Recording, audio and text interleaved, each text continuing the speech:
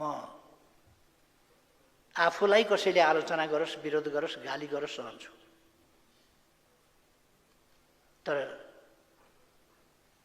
शहीद प्रतिको अपमान, शहीदले दिएको बलिदान प्रतिको अपमान, विगतका सङ्घर्ष र बलिदानहरूप्रतिको अपमान, प्रणालीको अपमान, संविधानको अपमान,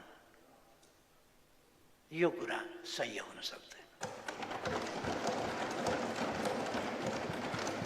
संविधानको अपमान, लोकतन्त्रको अपमान, प्रणालीको अपमान, उपलब्धिको अपमान भनेको सङ्घर्ष बलिदानहरूको अपमान हो। त्यो कुरा नगरौँ भनेर म आग्रह गर्न चाहन्छु।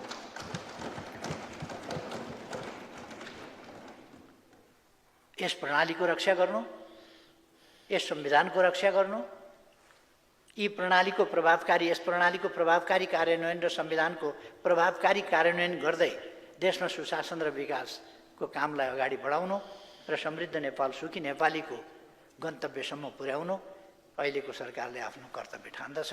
यस कुरामा कुनै कम्प्रोमाइज गर्दैन। फेरि राष्ट्रियताको प्रश्नमा, प्रणालीको प्रश्नमा, लोकतन्त्रको प्रश्नमा र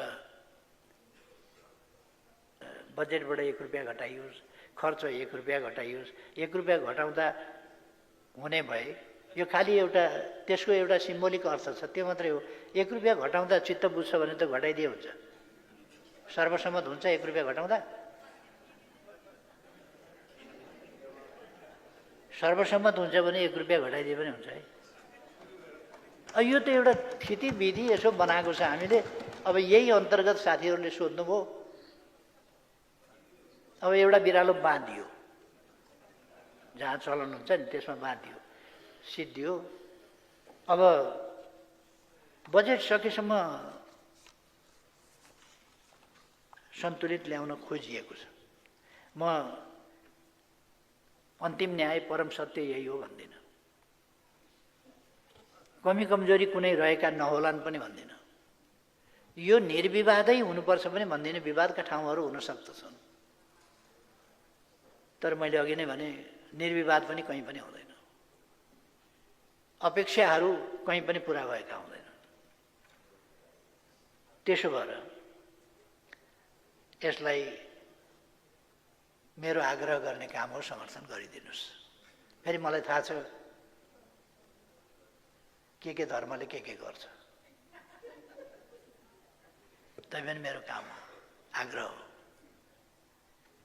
म एउटा दुईटा कुरा एकदम संक्षिप्तमा दुईटा कुरा मात्रै भन्न चाहन्छु। हामीले संसदमा छलफल गर्दा कहिले कहिले अलिक चित्त बुझ्दैन, अलिक धेरै चित्त बुझ्दैन, निकै धेरै चित्त बुझ्दैन, तैपनि केही कुराहरूमा चाहिँ राष्ट्रियताको सवाल, राष्ट्रको सार्वभौम सत्ताको सवाल, भौगोलिक अखण्डताको सवाल, राष्ट्रिय स्वाधीनता र स्वाभिमानको सवाल जस्ता कुराहरूमा गम्भीर हुनुपर्दछ। त्यसमा हल्का फुल्का ढङ्गले टिप्पणी गरिनु हुँदैन। त्यस्तै गरेर म मान्यज्यूहरूसँग आग्रह गर्न चाहन्छु, 9 दशकभन्दा लामो समयदेखि बलिदानपूर्ण सङ्घर्ष गरेर जनताले ल्याएको लोकतान्त्रिक प्रणाली, यसको सम्बन्धमा यत्रो बलिदानलाई मजाक उडाएर, यत्रो त्याग सङ्घर्षलाई मजाक उडाएर लोकतन्त्रमाथि हल्का फुल्का ढङ्गले टिका टिप्पणी गरिनु वाञ्छनीय हुँदैन। यो प्रणाली र यो गरिमामय संसद शहीदका सपनाहरू साकार पार्ने एउटा निर्णायक थलो। विगतका बलिदान र सङ्घर्षहरू खेर जान नदिने सङ्कल्प र त्यस अनुसारका व्यवहार गर्ने थलो। हामीले ठुलो मेहनत गरेर सङ्घर्ष गरेर अनेक उतार चढावहरू देख्दै वर्तमान संविधान ल्याएका छौँ। कमी कमजोरी छन् भने व्यवहारले देखाएका ठाउँमा कमी कमजोरी देखाएका ठाउँमा यस प्रणालीलाई मजबुत बनाउने गरी, लोकतन्त्रलाई मजबुत बनाउने गरी यस संविधानलाई संशोधन गरौँ। विकासलाई अगाडि बढाउने गरी, देशलाई एकताबद्ध बनाउने गरी, तर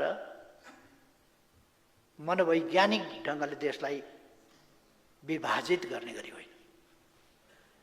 एकताबद्ध राष्ट्रिय एकता कायम गर्ने गरी, लोकतन्त्रलाई मजबुत बनाउने गरी, संविधानलाई बलियो बनाउने गरी संविधान संशोधन गरौँ।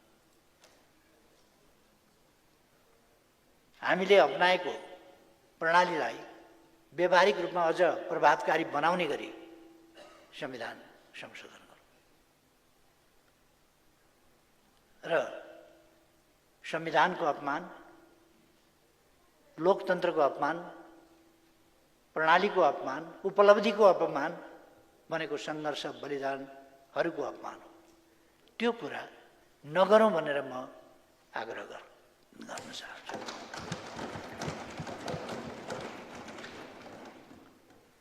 यस प्रणालीको रक्षा गर्नु, यस संविधानको रक्षा गर्नु, यस प्रणालीको प्रभावकारी कार्यान्वयन र संविधानको प्रभावकारी कार्यान्वयन गर्दै देशमा सुशासन र विकासको कामलाई अगाडि बढाउनु र समृद्ध नेपाल, सुखी नेपालीको गन्तव्यसम्म पुर्याउनु अहिलेको सरकारले आफ्नो कर्तव्य ठान्दछ।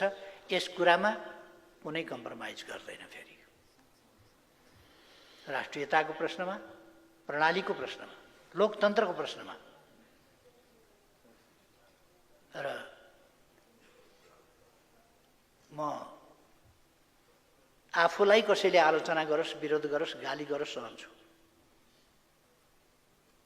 तर शहीद प्रतिको अपमान, शहीदले दिएको बलिदान प्रतिको अपमान, विगतका सङ्घर्ष र बलिदानहरूप्रतिको अपमान, प्रणालीको अपमान, संविधानको अपमान, यो कुरा सही हुन सक्दैन। त्यसकारण बोल्दाखेरि हामीले यी कुराहरूमा संयम अपनाएर बोलौँ भन्ने कुरा म आग्रह गर्न चाहन्छु। कुनै पनि कुरालाई हाम्रो संसदले हल्का फुल्का ढङ्गले पनि लिनुहुन्न र संसद संविधान प्रणाली र संविधानभित्रबाट क्रियाकलाप गर्ने ठाउँ हो। यो बलिदानको धज्जी उडाउने, प्रणाली विपरीत, संविधान विपरीत, कानुन मान्न नपर्ने, जसो पाए त्यसो गर्नुपर्ने थलो चाहिँ हुन सक्दैन। त्यति म निवेदन गर्न चाहन्छु। यस छलफलको क्रममा उठेका प्रश्नहरूको सन्दर्भमा पनि मैले कसैको नाम उच्चारण नगरिकन यतापट्टि ध्यानाकर्षण गर्न खोजेको हुँ। सभामुख महोदयले समय दिनुभएकोमा धन्यवाद।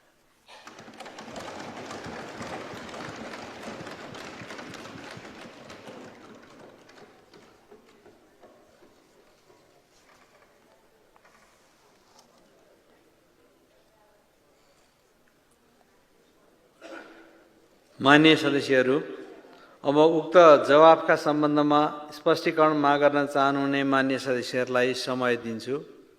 विनियोजन विधेयक अन्तर्गत विभिन्न मन्त्रालयहरूसँग सम्बन्धित शीर्षकहरूमाथि 2082 साल असार 8 गते छलफलमा भाग लिनुभएका माननीय सदस्यहरूले मात्र स्पष्टीकरण माग गर्न पाउनुहुने बेहोरा माननीय सदस्यहरूलाई जानकारी गराउँछु। स्पष्टीकरण माग गर्न चाहनुहुने प्रत्येक माननीय सदस्यहरूलाई 1 मिनेटको